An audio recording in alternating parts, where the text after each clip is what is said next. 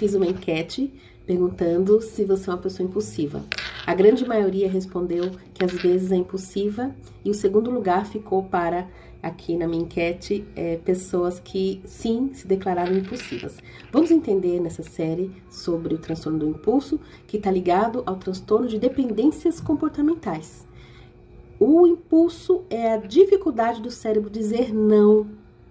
Então, a depressão também está ligada a esse transtorno. Está ligada a esse transtorno, comportamentos que você não consegue colocar um limite. Então, vamos entender melhor isso. Imagine que existe um carro acelerando e sem freio. Isto é o impulso.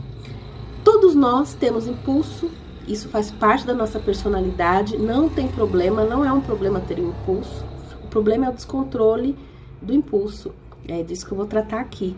Muita gente tem, não sabe que tem, e às vezes tá... Então, como eu dei o exemplo do carro sem freios e acelerando, basicamente eu vou me aprofundar nesses dois fenômenos, né? Que são esses dois conceitos de acelerar, e o segundo conceito é a falta de freio. E aí, como que entra a questão da depressão, né? Que parece que a pessoa tá freada, tá paralisada, né? Só que ela não consegue parar, eu vou falar primeiro da parte do freio, né?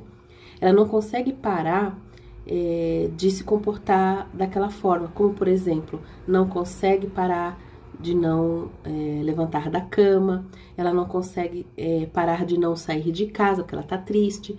Isso também a gente pode falar que é a parte do freio da fase do impulso. Então, o impulso não é só uma ação deliberada.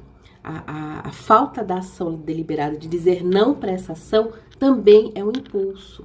Então, o descontrole do impulso, o transtorno do impulso, está muito ligado a esse padrão depressivo também. Agora eu quero falar sobre como acontece na fase de aceleração do transtorno do impulso. Na aceleração, acontece da pessoa não conseguir ter controle, ela perde o controle. Essa fase está muito ligada ao prazer e a falta de controle. Então, por exemplo, uma pessoa que tem um transtorno bipolar, que entra em fase maníaca, ela vai entrar através do descontrole emocional e do impulso de aceleração. Ela não consegue colocar um freio naquilo. Está muito ligado ao prazer. Outra coisa também que acontece, vamos supor, você vai assistir um filme e tem lá uma caixinha de bis, aí você vai comer só um bis assistir aquele filme.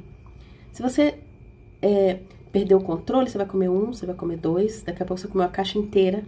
E isso tem a ver com um transtorno de aceleração, na fase de aceleração.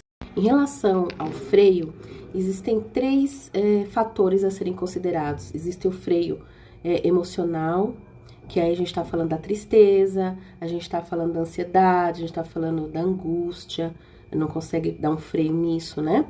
Existe um freio intelectual. Então, por exemplo, uma pessoa que tem hiperatividade, uma criança que tá ali, daqui a pouco ela não aguenta, não é uma criança mal educada, mas uma criança que não consegue pôr um freio no comportamento dela, né? Uma pessoa deprimida, ela não consegue pôr um freio naquele comportamento de ficar isolada, ou de chorar, ou de não tomar banho, ou de não levantar. Então, isso também tem a ver com esse freio, a dificuldade de dizer não para isso.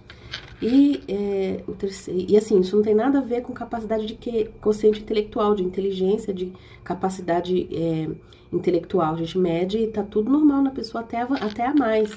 Só que isso é uma questão diferente, né? E também o freio social, que eu vou falar. Então, no freio social, por exemplo, a falta de empatia, a própria pessoa que não é empática, se ela não tem outros transtornos associados, como, por exemplo, a psicopatia ou um transtorno de personalidade narcisista, se ela não tem nenhum desses transtornos, ela sabe que ela não está conseguindo ser empática. Então, ela não consegue pôr um freio nisso. Socialmente, ela vai ter dificuldade, déficit, né? Não consegue ir pra festa, não gosta, né? Porque ela tá ligada a essa falta de empatia, né? Muitas vezes também, eticamente. A pessoa vai fazer coisas no impulso não consegue controlar algumas ações éticas, né? E existe também, isso tudo tô falando transtorno do impulso. E existe também questões sociais que estão ligadas à intolerância. Então, a pessoa intolerante, ela fica brigando nas redes, porque tem a ver com o transtorno do impulso também. E por último, para terminarmos essa parte da série sobre o controle do impulso e as dependências comportamentais, um dos comportamentos associados a esse transtorno é a agressividade. Então, a pessoa realmente não consegue tolerar alguns comportamentos e lê o comportamento alheio de forma equivocada, que é a distorção cognitiva. Então, por exemplo, ela está numa feira e de repente ela pergunta o preço da banana e o feirante fala, banana nanica, não sei o quê. E do nada ela vê que a pessoa tá chamando ela de nanica, entra numa questão, briga, muitas vezes insultos verbais, físicos. A pessoa perde o controle, do nada, de uma coisa que não tem lógica para outra pessoa. E isso tem a ver com o transtorno do impulso também. Gente, se a gente pegar 100 pessoas no mundo, 8 tem isso. No Brasil, se a gente pegar 100, 4 tem isso. Qual é a solução? Criar condições para a pessoa poder ganhar ferramentas para ter um repertório cerebral, comportamental maior para lidar com esses conflitos. E o MDR vai lá, justamente, na fenda da origem disso. Muito disso são transtornos, mas em cima de um transtorno tem vários traumas. Existem transtornos que 80% é hereditário.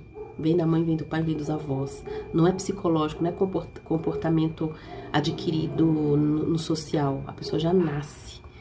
Mas em volta desses